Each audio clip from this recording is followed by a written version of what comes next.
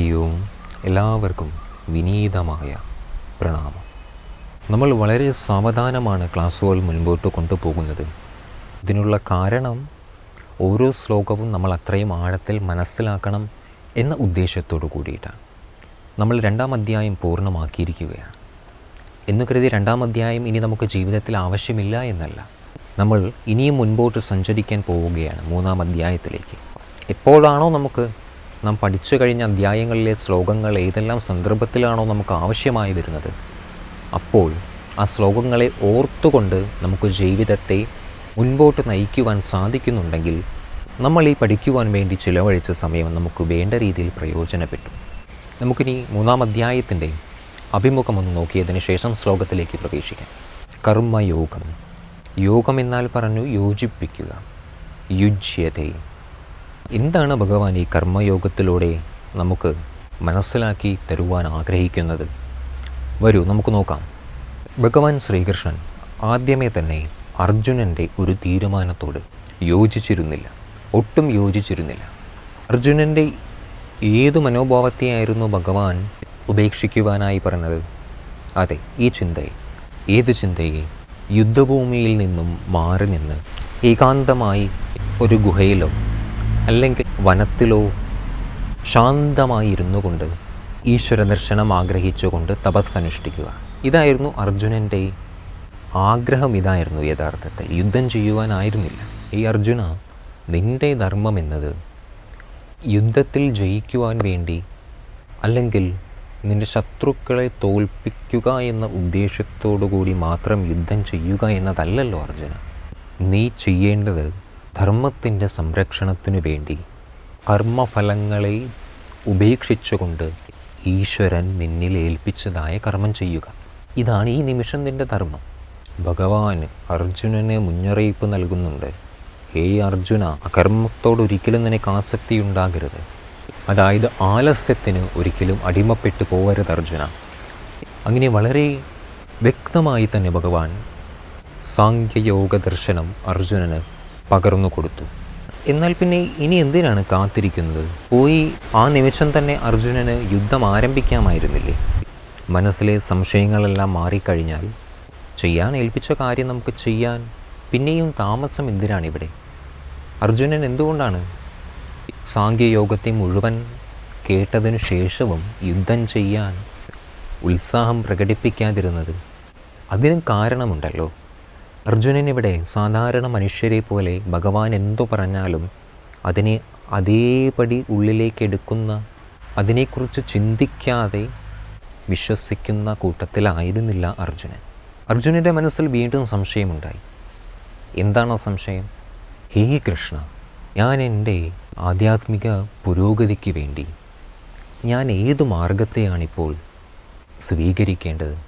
സാംഖ്യയോഗത്തിൽ നിർദ്ദേശിച്ചത് പ്രകാരമുള്ള ജ്ഞാനയോഗമെന്ന പാതയെ സ്വീകരിക്കണമോ, അതോ കർമ്മയോഗത്തിൻ്റെ പാതയിലൂടെ ഞാൻ സഞ്ചരിക്കണം? ഇതാണ് അർജുനൻ്റെ മുമ്പിൽ ഇപ്പോഴുള്ള സംശയം. അർജുനൻ്റെ ഈ ചോദ്യത്തിൽ നിന്നും നമുക്ക് ഈ ഭാരത സംസ്കൃതി ഒരു വ്യക്തിക്ക് നൽകുന്ന സ്വാതന്ത്ര്യം എത്ര വലുതാണ് എന്ന് മനസ്സിലാക്കാൻ സാധിക്കുന്നുണ്ട്. ഒരു ശിഷ്യന് പൂർണ്ണമായ സ്വാതന്ത്ര്യമുണ്ട് ഇവിടെ. മനസ്സിലുള്ള ഏതു ചെറിയ സംശയവും തൻ്റെ ഗുരുവിനോട് തുറന്ന് ചോദിക്കാനുള്ള പൂർണ്ണമായ സ്വാതന്ത്ര്യം ഭാരതീയ സംസ്കൃതി എല്ലാ വ്യക്തികൾക്കും നൽകുന്നുണ്ട്. ഒന്നിനെയും നമ്മൾ മനസ്സിലാക്കാതെ ആചരിക്കേണ്ട ആവശ്യം ഇല്ല. വാസ്തവത്തിൽ നമുക്ക് തർക്കിക്കാൻ വേണമെങ്കിൽ നമ്മുടെ ഗുരുവിനോട്. ഞാൻ പറയുന്ന കാര്യം തെറ്റാണ് എന്ന് തെളിയുന്നതുവരെ നമുക്ക് ചോദ്യങ്ങൾ ചോദിച്ചുകൊണ്ടേയിരിക്കാം. പക്ഷേ ഓർമ്മയിരിക്കട്ടെ, ആ ചോദ്യങ്ങൾ നമ്മുടെ അഹങ്കാരത്തെ പുഷ്ടിപ്പെടുത്തുന്നതിന് വേണ്ടി ആകരുതൊരിക്കലും. നമ്മുടെ സംശയങ്ങളെ നിവാരണം ചെയ്യുന്നതിന് വേണ്ടി ആയിരിക്കണം. അർജുനൻ്റെ മനോഭാവമായിരിക്കണം നമുക്ക് ഉണ്ടാകേണ്ടത്. എവിടെ ഉണ്ടാകേണ്ടത്? നമ്മുടെ ജീവിതയാത്രയിൽ ഉണ്ടാകുന്ന ഓരോ സംശയങ്ങൾക്കു നേരെയും നമുക്ക് സംശയത്തിനുള്ള ഉത്തരം കണ്ടെത്തുവാൻ വിനയപൂർവം ആരെ സമീപിക്കണം? അറിവുള്ളവരെ സമീപിക്കണം. ഇനി അറിയുന്ന വ്യക്തികളെ നിങ്ങൾക്ക് പോയി കണ്ട് നേരിട്ട് ചോദിക്കാൻ സാധിച്ചിട്ടില്ലെങ്കിൽ നമ്മൾ എന്തു ചെയ്യണം? പുസ്തകങ്ങളെ ആശ്രയിക്കൂ. ഭഗവത്ഗീതയെ ആശ്രയിക്കൂ. ഇതാണ് ഇവിടെ അർജുനൻ ചെയ്തത്. ശിഷ്യന്മാരെ ചോദ്യങ്ങൾ ചോദിക്കാൻ പ്രേരിപ്പിക്കുന്നതായിരുന്നു നമ്മുടെ ഋഷിമാരുടെ അവതരണ ശൈലി. കാരണം ചില ശിഷ്യന്മാരുടെ മനസ്സിൽ ഒരു ചിന്തയുണ്ടാകും, ഞാൻ ചോദിക്കുന്ന ചോദ്യം തെറ്റായാലോ എന്ന പേടി കൊണ്ട് ചിലർ സംശയമുണ്ടെങ്കിലും അത് ഉള്ളിലടക്കി വയ്ക്കും. ഇത് നേരത്തെ കാണാനുള്ള കഴിവ് ആർക്കുണ്ടാകും? ഈ ഗുരുവിനുണ്ടാകും.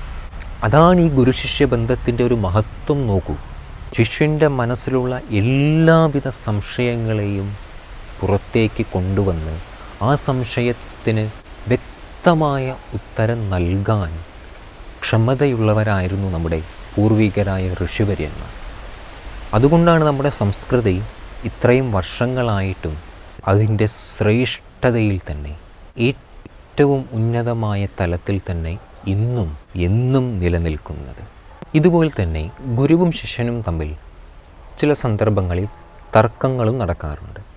എന്താണ് ഈ തർക്കം എന്ന് പറഞ്ഞാൽ, ശിഷ്യൻ തൻ്റെ മനസ്സിലുള്ള എല്ലാ ചോദ്യങ്ങളും ഗുരുവിനോട് ചോദിക്കുന്നു. സംശയം തീരുന്നതുവരെ ചോദിച്ചുകൊണ്ടേയിരിക്കാം. ഗുരു എന്ത് ചെയ്യുന്നു? എല്ലാ ചോദ്യങ്ങൾക്കുമുള്ള ഉത്തരം ശിഷ്യന് നൽകിക്കൊണ്ടേയിരിക്കുന്നു. ഇങ്ങനെ സംഭവിക്കുമ്പോൾ ആ ശിഷ്യനിൽ വരുന്ന മാറ്റം എന്താണ്?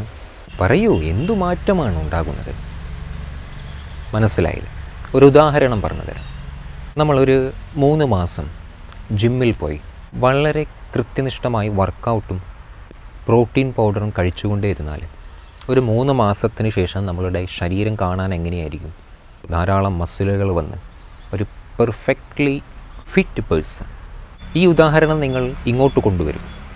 ഒരു സാധകന് അല്ലെങ്കിൽ ഒരു ശിഷ്യന് തൻ്റെ ഗുരുവുമായുള്ള നിരന്തരമായ സംവാദത്തിലൂടെ ഇവിടെ ഒരു ശിഷ്യന് സംഭവിക്കുന്നത് എന്താണ്? അതെ, ശിഷ്യനും വികാസം സംഭവിക്കുന്നു. പക്ഷേ ഏത് തലത്തിൽ? അതെ, ആധ്യാത്മികവും ബുദ്ധിപരവുമായ തലത്തിൽ ശിഷ്യൻ ഒരു പൂർണ്ണമായ ജ്ഞാനിയായി തീരുകയാണ്. ഇവിടെ വളരെ നല്ല പോഷകാഹാരവും അധ്വാനവും ശരീരത്തിന് നൽകിയാൽ ശരീരം ഏതുപോലെ പുഷ്ടി പ്രാപിക്കുന്നോ അതുപോലെ തന്നെ ഇവിടെ ഒരു ശിഷ്യൻ തൻ്റെ ആധ്യാത്മിക തലത്തിൽ ഏറ്റവും അധികം വികാസം പ്രാപിക്കുന്നു. ഈ ഗുരുശിഷ്യ ബന്ധമാണ് നമുക്ക് ഇവിടെ ഭഗവത്ഗീതയിലും വളരെ മനോഹരമായി വ്യാസമഹർഷി അവതരിപ്പിച്ചിരിക്കുന്നത്. ഇതേ സ്വാതന്ത്ര്യം നിങ്ങൾ ഏവർക്കുമുണ്ട്. എന്തെങ്കിലും സംശയങ്ങൾ മനസ്സിലുണ്ടെങ്കിൽ അത് ചോദിക്കാൻ ഒരിക്കലും മടിക്കരുത്. ചോദിക്കൂ, സംശയങ്ങൾ ചോദിച്ചുകൊണ്ടേയിരിക്കണം. എങ്കിലേ വികാസം സംഭവിക്കൂ, വിശേഷിച്ചും ഈ ആധ്യാത്മിക തലത്തിൽ. ഇനി നമുക്ക് അടുത്ത ക്ലാസ്സിൽ കാണാം. പിന്നെ ഒരു കാര്യവും കൂടി അറിയിക്കട്ടെ, നമ്മൾ ശ്രീമദ് ഭാഗവതവും കൂടി ആരംഭിക്കാൻ പോകുന്നു എന്ന് ഞാൻ പറഞ്ഞുവല്ലോ. അത് എല്ലാ വ്യാഴാഴ്ചകളിലുമായിരിക്കും ഭാഗവതത്തിൻ്റെ ക്ലാസ്സുകൾ ഉണ്ടായിരിക്കുക. ഇപ്പോൾ ഭഗവത്ഗീത എല്ലാ തിങ്കളാഴ്ചയുമല്ലേ, അതുപോലെ എല്ലാ വ്യാഴാഴ്ചകളിലുമായിരിക്കും. എന്ന് മുതലായിരിക്കും ഭാഗവതം തുടങ്ങുക എന്ന് ഞാൻ നിങ്ങളെ മറ്റൊരു വീഡിയോയിലൂടെ കറക്റ്റ് ഡേറ്റ് അറിയിക്കാം. നിങ്ങളുടെ ഏവരുടെയും സഹകരണം ഇനിയും ഉണ്ടാകട്ടെ. ഹരി ഓം, പ്രണാമം.